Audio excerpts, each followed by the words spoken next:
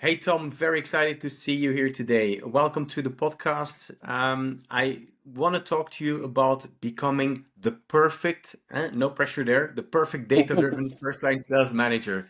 And I thought it was really useful to talk about this with you because you Mhm, interviewed for your startup 300 sales managers, mhm. and I think there's a bunch of interesting insights that you can come with, right? But for the audience, who is Tom? Who is SalesNudge? And let's start with this. Wonderful. Well, first of all, thank you for having me. Um, I think we have way more than 300 at this point, people that we interviewed. And this comes all from my passion to understand challenges that, in this case, specifically sales managers are experiencing when doing their job.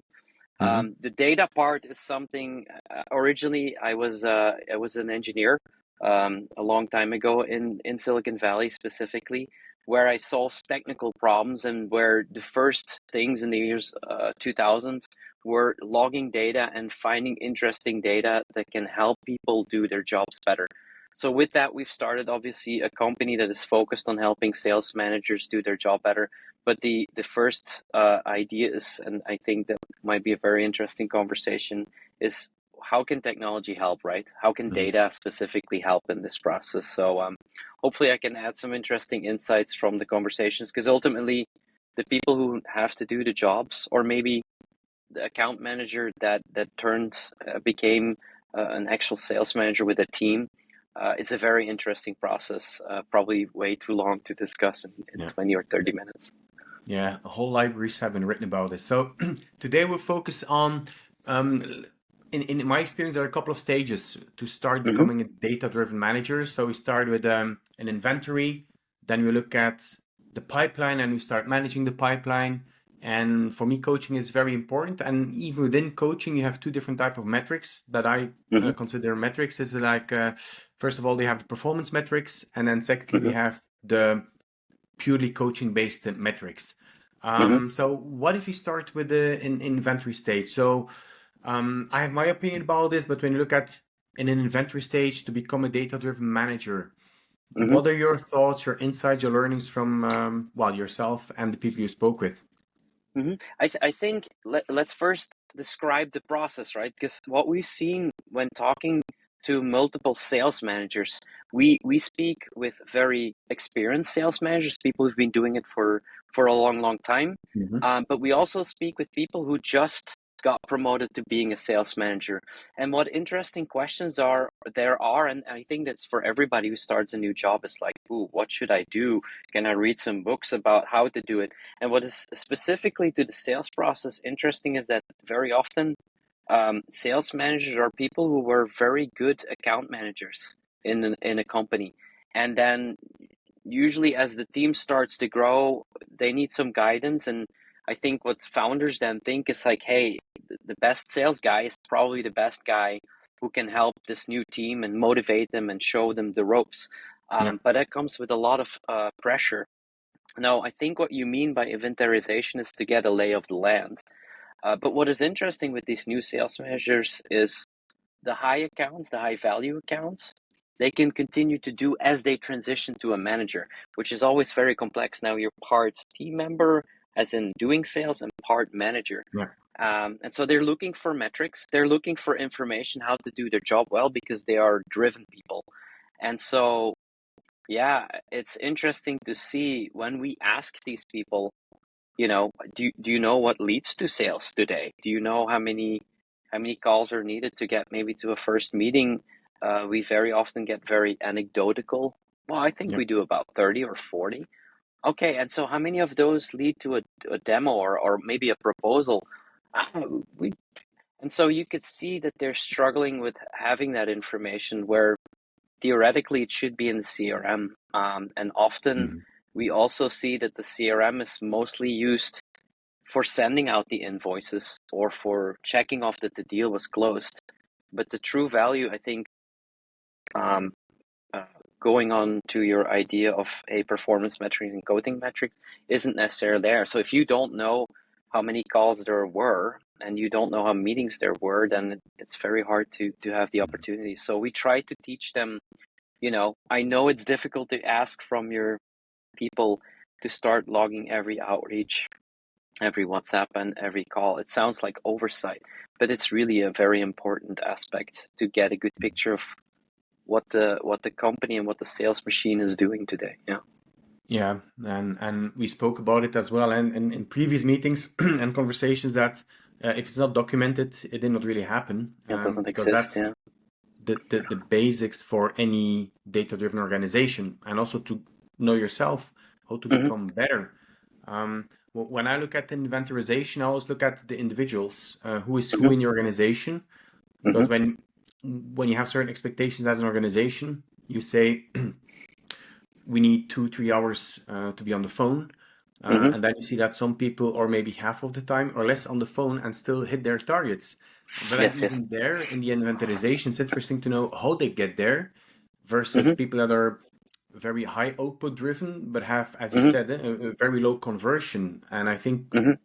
when you do that lay of the lands, when you do that inventory, that you start looking for paths to bring those two different approaches maybe together, and that you Yes. don't and I've seen this as well, people joining the company, they say, hey, that person is only dialing 30 40 minutes a day and they're still hitting their targets, and that Mm-hmm. person is working in such way, and they combine the two, let me say, bad behaviors to come to obviously a very bad outcome. So Yep. when you set the inventory down, it's important to understand what you want to learn, what is the baseline you want to set, Mm-hmm. because if you have your inventorization done, a metric is just a dumb metric if you don't look at the Yes. context around this. Yeah, and that's a typical. Very often, uh, math is and numbers is a very certain space. Do you know what I mean? Hmm. It makes you feel confident. Once I have the Yeah. numbers, I'll be all right. And it's also a pitfall of a lot of the managers. Like we're not sure what we need to do. Tell me what some good metrics are. Just tell me, and then they start putting notes in an Excel sheet or something. But that's only part of the story. Um, Yeah. Pure Excel management is the worst possible case, because now you're basically holding the carrot and they either jump so high or they don't. Um, and having the full story and the full picture is much more valuable Hmm. to be able to get the max out of your team. And like you said, getting a good picture of, hey, who's the guy who just really likes to call a lot? He just gets really warm, and there other lady maybe who doesn't want to be on the phone at all, but please make her write up the perfect proposal, and you'll get something that the prospect cannot refuse, right? So Yeah. so getting a good picture of who needs what is important, and the challenge with data driven is always finding the balance between good metrics and not purely staring at the metrics, but getting the context. I Yeah. think Yeah. inventorization, like getting the lay of the land of the team and in which they need to perform, is extremely important. Mm-hmm. Yeah, because often you have those expectations that the organization sets. Then Mm-hmm. how do people reach them? Do they reach them? Why do they reach them or not?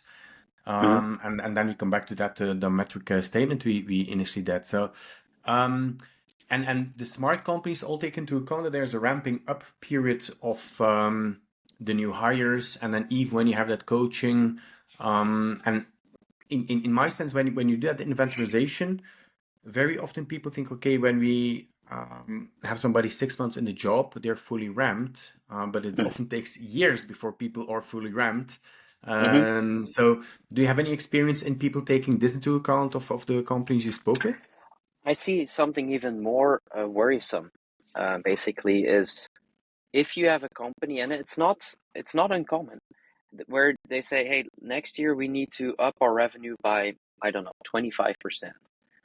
Then the natural reaction of the team is like, well, with the current team, we can't do that. We do 1 million. And Hmm. so we cannot do 25% more. Okay, well, if you have an extra person, can we hire an extra person? There's very little metrics based decision as to, all right, well, if we know we do 60 calls and that converts to 2 deals or 3 deals a week or a month, then if an extra person, we can add so many extra calls to our repertoire, as long as we know what the right lead lists are.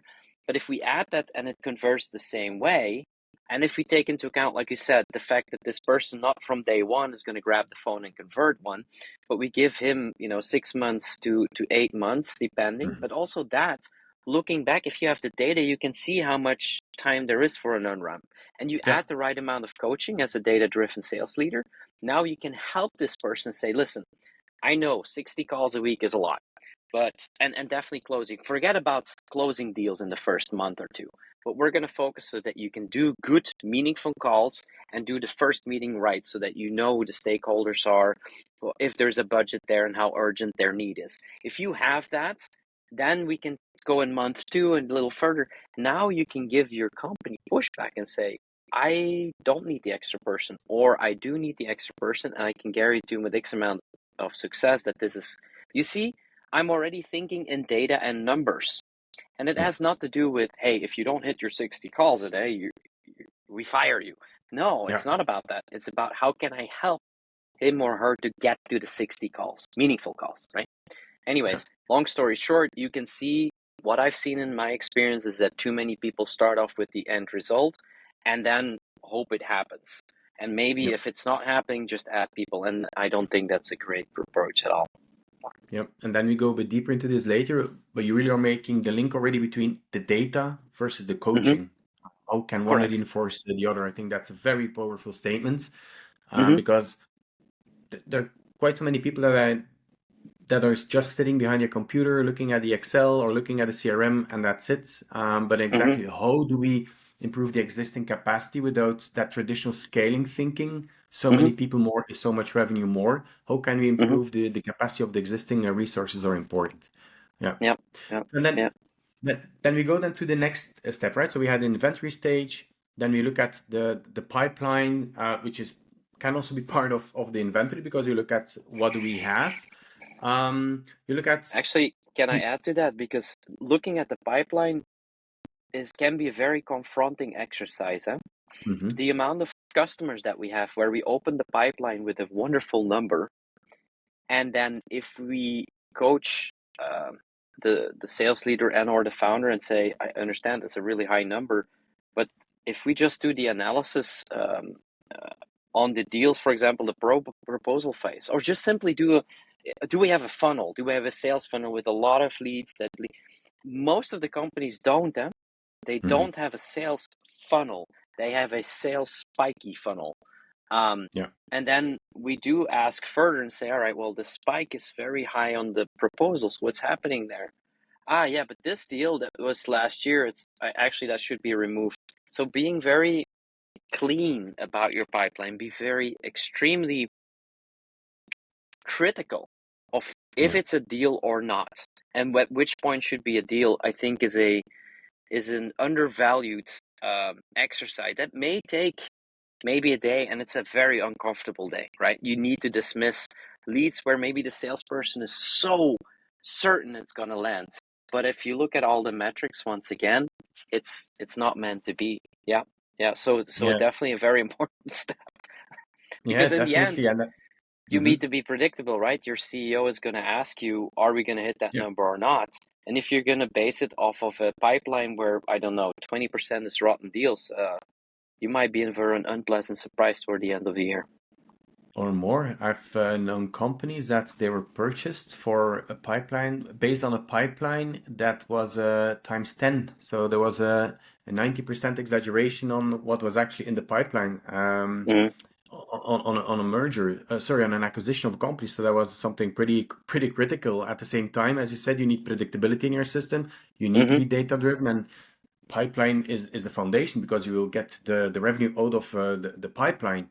And Mm-hmm. yes, it can be confronting. And then also there, when we look at becoming a data driven, we have the coaching, we have the data, but then we also have the processes. And Mm-hmm. following the process will be very critical in this. And what I Yeah. see from my side is when people are happy that they have the different sales stages, but they're then very undisciplined between setting the criteria. When do you move something to another stage? Mm-hmm. Or you following a qualification methodology and so forth. And there you have well, it's setting it up and implementing it, but there you have already quick wins into this. Um, Absolutely. do you see difference in there in people that are a bit like intuitive versus the ones that are very process driven? There is, and it's also interesting to see that it seems to be.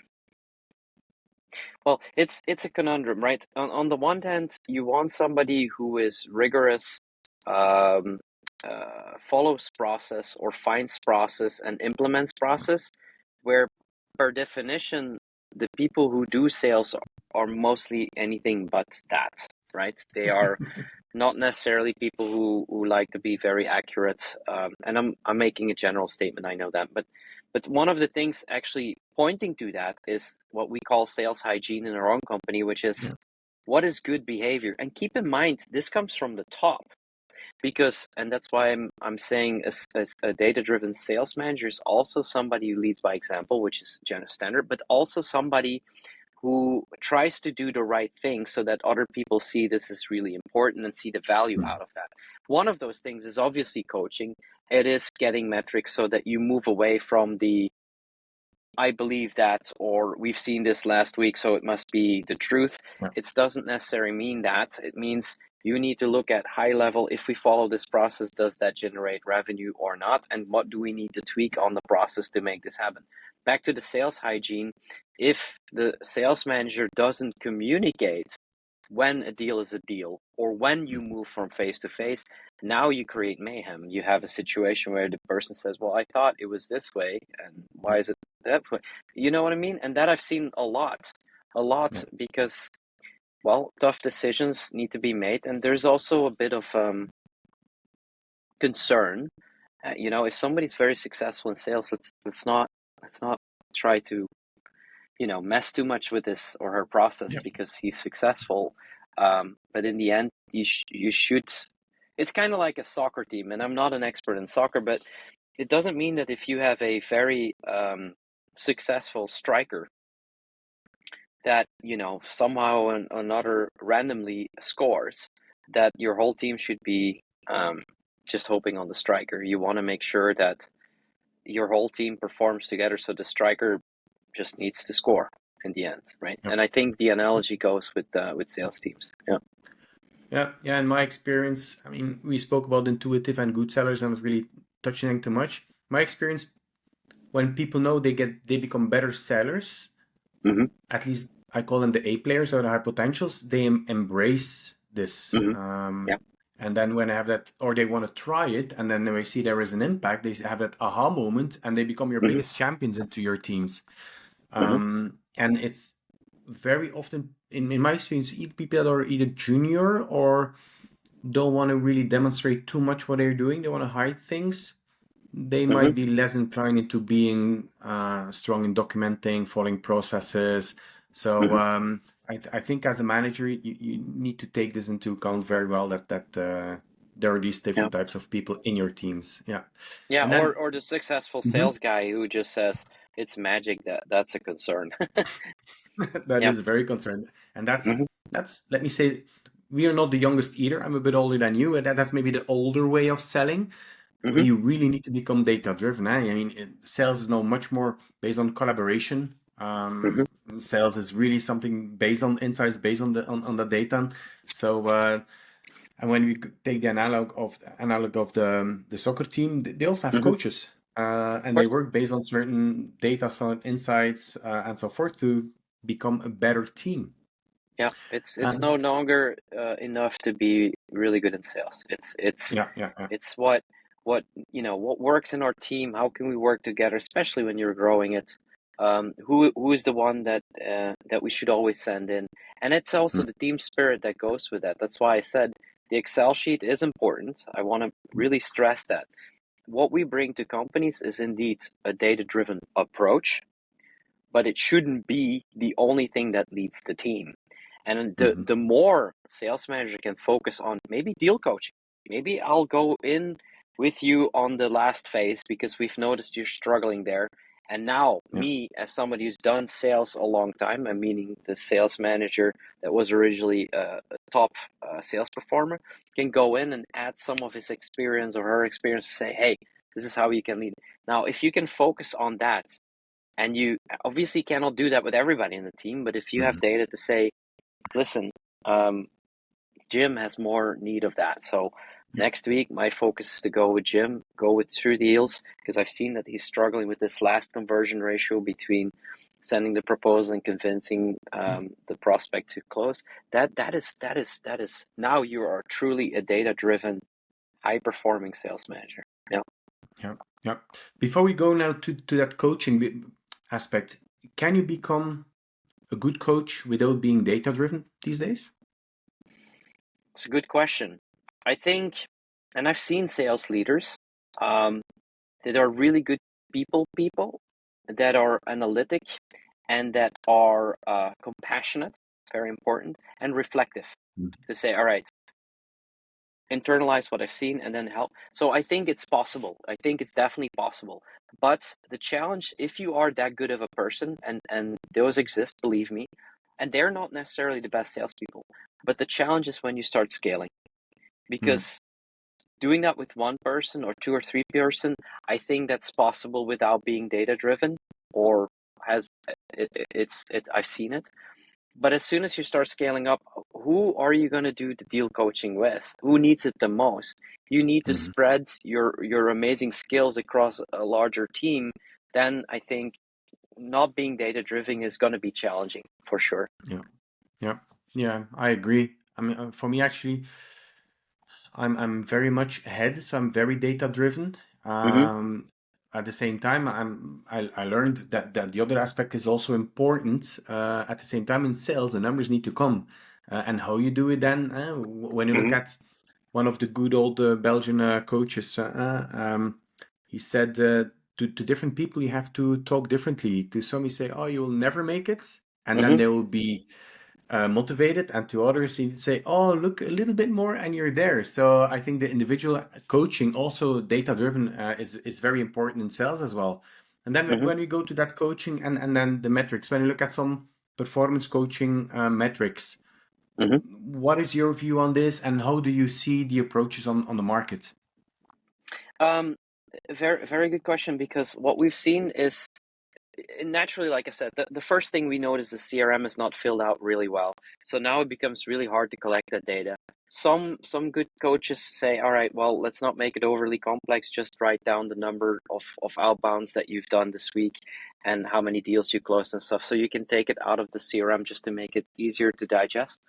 Um, but um, but I think the number one way to see or to be able to coach well is to see conversions, Hmm. and that just getting a picture of, like, you have a lead, what happens along the ways. So then you can start identifying where he or she is struggling with. Maybe she doesn't even hit the numbers at all. Then, Yeah, what's your challenge in basically doing the calls? Maybe you don't like calling with people, or just cold calling, or semi-warm calling. That gives you good indication. So just doing that, I think, is at least what I hear most companies ask about what is hmm, the process and how do you yeah, follow the process. The second thing that you do, for me, is to see specifically in the last stage. So let's say you don't log the outreaches and the demo meetings and stuff, but at least going from proposal to one can help you, give you some insights about, are they struggling with closing the deal, and how many of those do they actually have, because then you know what came out of the funnel. So maybe I'll even focus on that. But that's the basics. I think that's just the natural basics. When you go into lead qualification, segmentation, you can go much further into finding out, are they focusing on the right leads or not? Are they, should they focus on a particular product or not? And then yeah, also to see, how many high value deals do they close? Do they use maybe discounts a lot more than somebody else to close a deal, which is also an indicator to say you didn't create enough value in that second conversation to justify the price, and you just yeah, grabbing discounts as a way. I don't know. Those are some of the initial numbers that I would focus on, and that yeah. I've because I mean, many companies that we interact with have a lot of data. Everybody has a lot of data, but what is meaningful data is very often the question, and then how to make it consistent before Mhm. you even start doing any data-driven coaching. That is. And then when you look on the individual coaching versus the group coaching level. For me, it is really important to have an individual program. At the same time, Hmm. there are always things to roll out across the team. Hmm. What is for you like best practice in this? Because I always say you can never work every week on a different skill. You need to have a program also on the individual level so that Hmm. people get that skill in their mind, and that becomes Hmm. an automatism. But at the same time, you probably have programs to improve the general performance of certain aspects on the team. So how do you go about this, or any feedback on this? Good question. And there's different approach, and I definitely don't pretend to know what the best one is because it depends on so many different factors like the market you're in, the product you're selling, and so forth. I do believe in a group assessment and a individual assessment, like you said. And with assessment, I mean a Hmm. conversation or coaching. Um, there is, especially if we go back to the analogy of the soccer team, you want a strategic high level vision with high level impacts, maybe on a monthly basis, depending on your sales cycles, on a monthly or quarterly basis with your team, that they kind of know what the North Star is that they're operating Yeah. more than just a number. More than number, where you say, we've noticed that all of the data, going back to the data driven aspect, that in general, it looks like we really need to make sure that we start pushing this product in the next quarter. It's new. I know we haven't sold it a lot, so we got to figure this out. Those are more team type of approaches, and you can set metrics on that and say, hey, listen, what we can do is if that's the North Star goal, now let's see how many of the new product we get to sell, and we're going to put that at X number by the end of the quarter so that we can see progress, because that's very important in progress in coaching and data driven coaching. You want to set a North Star, then you want to impact, you want to focus your team on that goal, and then you want to say, this quarter we only had 5, and look, we focused on it. Next quarter we're doing 8, and that gives you power also as a coach and gets this team spirit. That's one side of things. With the individual level, you want to use the general metrics to say, hey, this is what we're going towards. But if we've done the inventory phase correctly, we Yeah. notice that getting to those goals to do the conversion is still missing. So why don't we focus next week to hit that? And those are more short term goals that you can really create impact, but also here data driven. We did 20 calls this week. We're going to shoot for 25. We're not going to go for the top performer at 80. We're going to go for 25, and let's see what we can do to make that happen. That's the approach that we suggest, but that also in general has been shown. Habit forming is key Yeah. in that aspect. Once you put in an effort that moves the needle and you see that the needle moves, you're going to not mind putting in additional effort to move the needle further, basically. Yeah. Yeah. Yeah. Yeah. Yeah. Yeah. Great. Tommy, you're a bit over time. We wanted to make it short, 20, 30 minutes max. Mm-hmm. Do you have any final words? Sounds so dramatic, but any tips that you would give to the audience of things that they can do right now to start being a better data-driven sales leader? I think you already said it, and I'm going to put it down again and to say if it's not in the CRM or in your Excel, then it doesn't exist. And if you want to be a data-driven manager, if you want a data-driven sales or account manager, then the numbers game is important, and the number is not just the outcome, it's also what leads to the outcome. So if I can make any advice, start very small. Start very small by tracking maybe your outbound actions and who you're doing them to and compare them to the Yeah. week before. I think that's a number one step. I know it sounds daunting. I know many people see it as a monitoring exercise, but believe me, if you do that, you have tons of opportunities to do better, and it's going to help you and not necessarily the company to do that. So that's my number one suggestion. Yeah. Yeah. Sounds good. Thank you, Tom. And where can people reach you when they want to get to know you better and know what sales can do for them? I would rather say just follow me on LinkedIn. And the reason I do that is because I try to, obviously, there's the company, but the company goes in the mission of improving sales performance and everything we found out. And weekly, we do a video of things that I've learned in my startup, tips and tricks by talking to people like yourself and others. And if you really want to see that journey, but not necessarily the journey, but also tips and tricks, just follow me on LinkedIn, connect with us, and I think there's quite a bit of value there for interesting insights that can help you forward. So definitely check Yeah, me out on LinkedIn. yeah, perfect. We will link you in the messages.